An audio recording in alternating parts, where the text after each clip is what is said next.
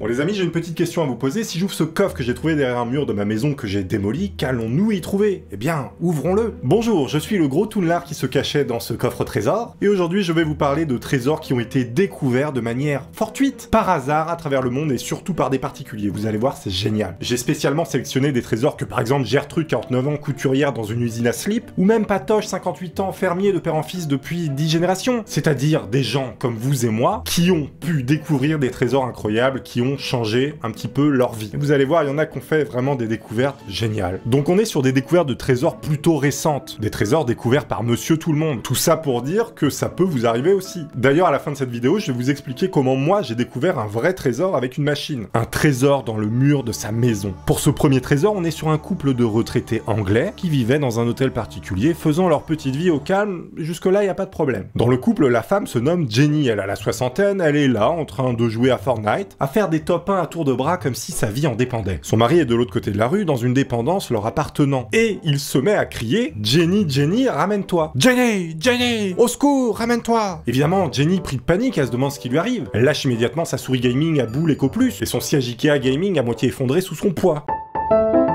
Elle se met à traverser la route pour rejoindre son mari, évidemment, se demandant ce qui lui arrive, à beugler comme une chèvre. Son mari lui dit de fermer les yeux et de tendre les bras. Et là, il lui colle une énorme bouse de vache dans la tronche en lui disant « C'était un prank, Jenny ». Jenny, en réouvrant ses yeux collés par les heures de gaming à tenter de headshot des enfants de 10 ans qui jouaient à la manette, découvre un sac rempli de pièces que son mari avait trouvées. En gros, en rénovant une partie de leur habitat, le mari a trouvé caché dans un mur 45 pièces en or d'origine espagnole, des escudos.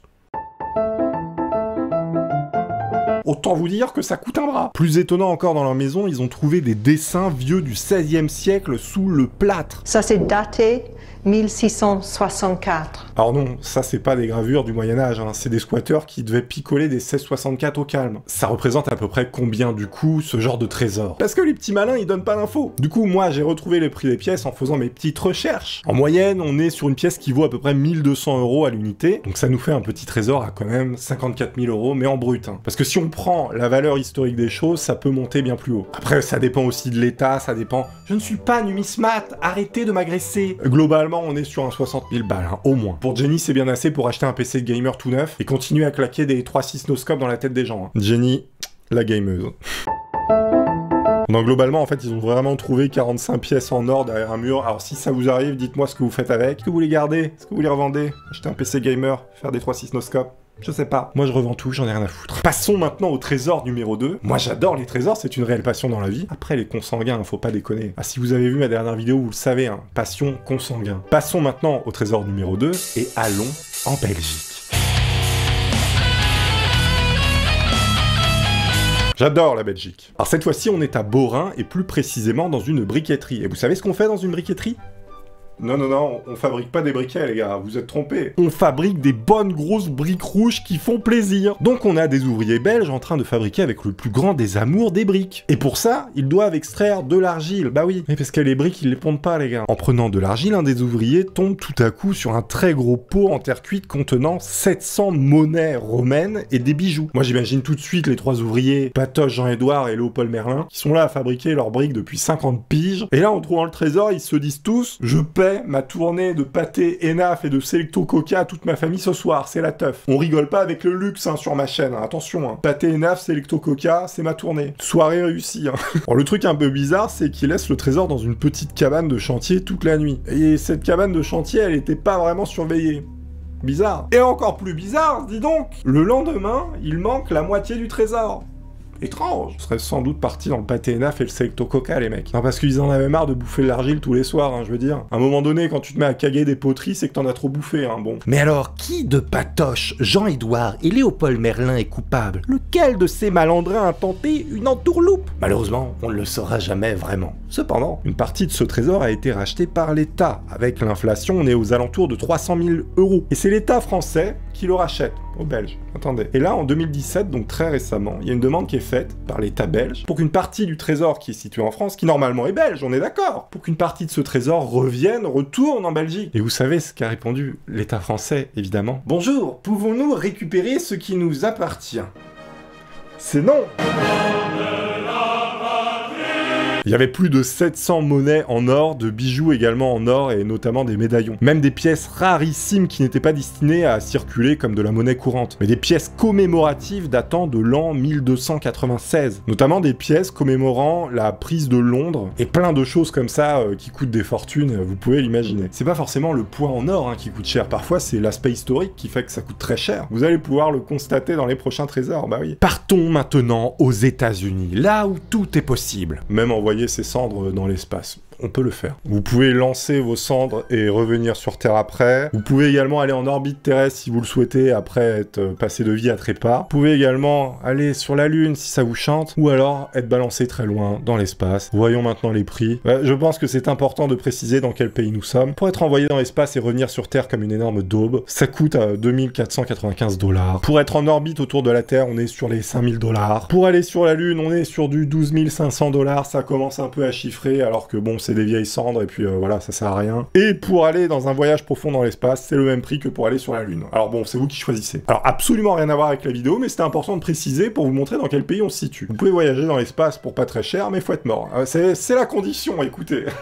On est donc dans une famille, tout ce qu'il y a de plus normal. Les Américains moyens nourris au maïs et au poulet du colonel KFC. Ils décident de refaire un peu le sol de leur maison. Évidemment, pendant les réparations, ils doivent enlever le sol. Et qu'est-ce qu'ils découvrent? Ils découvrent un coffre comme celui-ci. Ah oui, et non, ce serait pas dans cette vidéo les trésors. C'est un coffre qui est extrêmement vieux, donc il est là depuis belle lurette. Moi, si je décide de péter le sol de mon appartement, je vais juste trouver la vieille en dessous qui nous casse les boules à mettre la télé trop fort. Si tu regardes cette vidéo, baisse le son de ta télé. La messe à 200 décibels tous les dimanches, ça me fatigue un peu. Évidemment, ils finissent par ouvrir le coffre, c'était un peu le but, comme vous pouvez vous en douter. Et dedans, ils trouvent l'équivalent de 50 000 $, une bouteille de Sky de 1960 et un livre. Un petit trésor qui va leur permettre au moins d'acheter des chaussures. Non, parce que regardez là, c'est pas légal, hein. Des pseudos charentaises pour faire quelque chose, hein, c'est pas possible. Maintenant, accrochez-vous bien, parce que pour ce prochain trésor, vous pouvez être concerné. On peut tous en avoir, hein. Un objet nul chez soi qui coûte une petite fortune. Alors qu'on pensait que c'était nul, mais qui coûte une fortune. Alors que c'est nul. J'arrête. Prenez note, vérifiez après cette vidéo si vous avez de tels objets chez vous.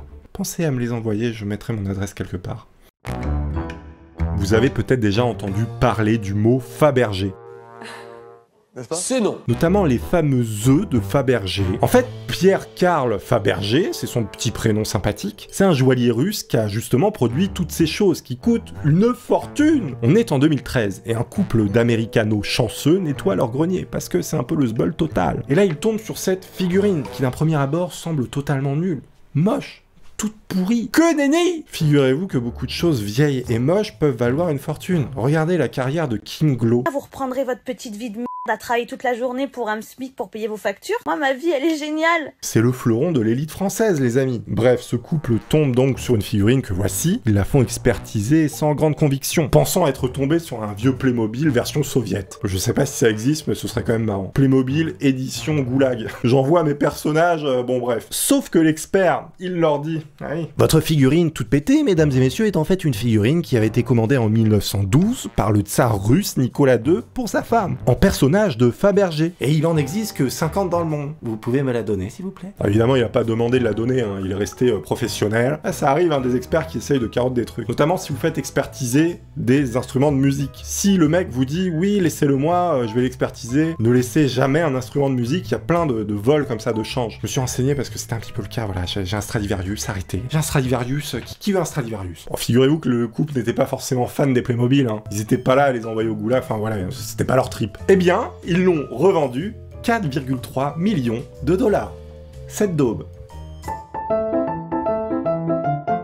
Le trésor un peu étrange. Cette fois-ci, on va partir sur Reddit, et en fait, c'est un mec qui a découvert un trésor un petit peu bizarre. On va le faire comme ça en freestyle, je vais le découvrir avec vous également. Donc le mec a emménagé, et au bout de 2 semaines, il s'est rendu compte qu'il y avait un truc bizarre dans sa maison. Ils ont demandé à l'ancien propriétaire, c'était quoi cette porte? Regardez, donc c'est pas vraiment une porte, en fait, c'est un espèce de passage dans le mur. L'ancien propriétaire n'a pas répondu, donc ils ont décidé d'enquêter. Ils réussissent finalement à ouvrir cette porte en la cassant, et là, ils tombent là-dessus. Ils se disent, bon, ok, c'est juste un truc pour stocker les ballons d'eau chaude ou je ne sais quoi. Enfermer des gens, peut-être, je sais pas. Il y avait des tapis comme ça, insonorisés un peu partout. Déjà, ils trouvaient ça bizarre. Pourquoi ils avaient foutu des tapis comme ça? Et là, en fait, en continuant à s'avancer dans le trou, ils tombent sur une autre porte à l'intérieur. Donc là, vous pouvez voir ici la porte noire. Donc, déjà, pourquoi une porte, dans un faux mur? Enfin, c'est trop bizarre, quoi. Encore le tapis au sol, voilà, d'insonorisation pour pas qu'il y ait trop de bruit. En s'approchant de cette porte, il voit qu'il y a un cadenas. C'est-à-dire qu'il y a une porte dans la porte qui est fermée à clé avec double truc. Là, on a premier cadenas ici, deuxième cadenas en bas. Pourquoi créer un passage secret comme ça? Pourquoi créer un passage dans le mur? Une fois à l'intérieur, qu'est-ce qu'il a trouvé? Il a vu un coffre comme celui-ci. Bon, là, la photo est un peu nulle, mais vous pouvez constater déjà, ça fait peur. Les murs et les plafonds étaient recouverts de trucs pour isoler le son, encore une fois, à l'intérieur de ce truc-là. Il y avait une bâche en plastique au sol. Qu'est-ce que c'est que ce truc? Il y avait comme une espèce de lit également, hein, qui était surélevé pour allonger quelqu'un, on aurait dit. Il y avait en dessous de ce lit 7 mallettes que vous pouvez voir ici. Le mec, évidemment, va ouvrir la mallette. Qu'est-ce qu'il va découvrir? Il y a 2 lingots d'or, enfin 2... J'allais dire 2 lingots d'or en argent. Il y a 2 lingots en argent déjà. Il y a plein de lettres à l'intérieur et puis divers petits trucs de différents pays. Rien de transcendant. Il ouvre le second coffre qui était dans la mallette. Il y a beaucoup de trucs dans les trucs, hein. Les portes dans les portes, les coffres dans les coffres. Et donc là, il tombe sur 2-3 montres, des bijoux, voilà. Rien non plus d'extraordinaire. Bon, sauf si c'est des Rolex à 200 000 balles, hein, bon. Mais le plus bizarre, qu'est-ce qu'il a découvert d'autre? Ouais. Il le dit même, c'est là que ça commence à devenir bizarre. À l'intérieur du coffre-fort se trouvent des bandes audio enregistrées ou vidéo. Sur une des boîtes, comme vous pouvez le voir ici, c'est marqué no no no no no. Apparemment, il voulait pas dire oui. Au total, il a 6 cassettes, mais il n'a pas l'instrument pour les lire. Et sur un papier un petit peu glauque, c'est marqué sauvez-vous. Alors, t'as acheté une maison où tu trouves des choses comme ça. Première chose que tu fais, tu vas aux toilettes, tu te vides intégralement du contenu de ton corps, hein, littéralement. Sauf que problème, pénurie de PQ, qu'est-ce que tu fais? Bah oui, tu prends le chat, tu l'utilises. Non, c'est pas bon. Ne faites pas ça, les pauvres animaux, ils ont rien demandé. Prenez soin de vos animaux, c'est important. Donc voilà, il a trouvé tout ça. Le problème, c'est que le mec n'a pas la machine pour lire les cassettes. Donc en fait, depuis, il les a stockées, il donne plus de nouvelles. Il a pas dit ce qu'il y avait dessus. Et on n'entend plus parler de lui. Le papier, peut-être, voulait dire ne pas ouvrir ce truc, c'est maudit. Bon, je crois moyen à cette version, mais peut-être que dans une autre vidéo, on en reparlera, donc abonnez-vous si éventuellement on revient sur cette histoire qui est plutôt bizarre. Et passons au trésor suivant. Un trésor un peu magique. Cette fois-ci, on est à Palerme, en Sicile. Il y a un type qui achète un appartement. Commence à le rénover, il détapisse un peu les murs et se rend compte qu'il y a une peinture bleue un peu étrange sous la tapisserie. Il détapisse encore plus et là, il découvre que la pièce est peinte totalement en bleu avec des inscriptions en fil d'or partout écrits dans une langue un peu étrange. C'est un mélange d'arabe, de latin. On sait pas trop. Même les historiens aujourd'hui savent pas trop. Sauf que cette chambre reste un grand mystère, comme je vous l'ai dit, car les écritures sont un peu mélangées. Et elles se lisent dans les deux sens. Il y a des experts qui ont travaillé dessus pendant plus d'1 an, et ils n'ont pas trouvé vraiment de réponse. À quoi servait cette pièce? Il y en a qui disent qu'elle servait à faire des rites magiques. Et d'ailleurs, on l'appelle la chambre des merveilles, là-bas. Non, parce que ça se trouve, c'était juste la chambre pour étendre le linge. Mais c'est toujours plus cool de dire la chambre magique des merveilles de Poudlard. Certes, le trésor que moi j'ai trouvé. Il fut un temps, j'avais acheté ça. Une fortune. Vous savez, ces détecteurs de métaux que vous voyez sur la plage par moment, avec des types un peu chelous qui cherchent des bijoux que les plagistes ont perdus. Moi, je faisais ça, mais pas sur la plage. Eh bien, un jour, mon voisin de l'époque m'avait parlé de son grand-père qui avait perdu une sorte de petit trésor dans sa maison de campagne. J'y croyais moyen, mais ça coûtait rien d'y aller. Je prends mon petit détecteur, on se rend là-bas, tout va bien. On commence à ratisser tout le terrain qui était immense. Évidemment, on trouve moult daubes, des centaines d'années de pollution. Et à l'époque, je pense que c'était même encore pire, ils devaient jeter tout par terre, non, parce que les mecs, on a retrouvé des dentifrices qui dataient de 150 ans. Des tubes de dentifrice, mais j'avais jamais vu ça de ma vie. Des reliques. Il y en avait plein. Je sais pas, le mec avait trop se brosser les dents, ou je sais pas, il bouffait du dentifrice peut-être. La fin de la journée approche, on était KO. Il me dit de venir tester derrière la maison une dernière fois. Et là, mon détecteur se met à sonner très bizarrement. Il pète littéralement un plomb, le détecteur. En fait, le bruit d'un détecteur, il va différencier les métaux et émettre un son différent. Par exemple, si c'est de l'aluminium, si c'est de l'or, on est capable vraiment de le différencier avec un petit peu d'entraînement, mais c'est pas très compliqué parce que les sons sont vraiment différents. Bon bref, en tout cas, quand on trouve de l'or avec ce genre de choses, le bruit qu'il émet est très clair, sans parasite. On se met à creuser et là, on tombe sur une grosse motte de terre avec des dizaines de pièces en argent. Des pièces un petit peu plus claquées et dans le lot, il y avait un louis d'or. J'étais repeint. C'était la première fois que je trouvais vraiment un truc en or assez ouf. C'était un vieux Napoléon de je sais plus quelle année. Quand tu trouves de l'or, t'as la fièvre qui monte. Golden Fever, les mecs. Évidemment, eux ont gardé la pièce parce qu'en fait, ça appartenait à leur arrière-grand-père, mais vu que j'ai découvert le trésor, en fait, ils ont partagé, ils m'ont donné une petite compensation financière. En tout cas, normalement, il y a un partage avec la personne qui l'a découvert. Mais évidemment, le plus beau des trésors, c'est évidemment vous. Si vous êtes abonné. Alors à bientôt, et ne cassez pas trop les murs de vos maisons. Je retourne dans mon coffre dormir. Oui, cette scène est très bizarre, mais j'étais obligé. Au revoir. C'est un peu le malaise, là.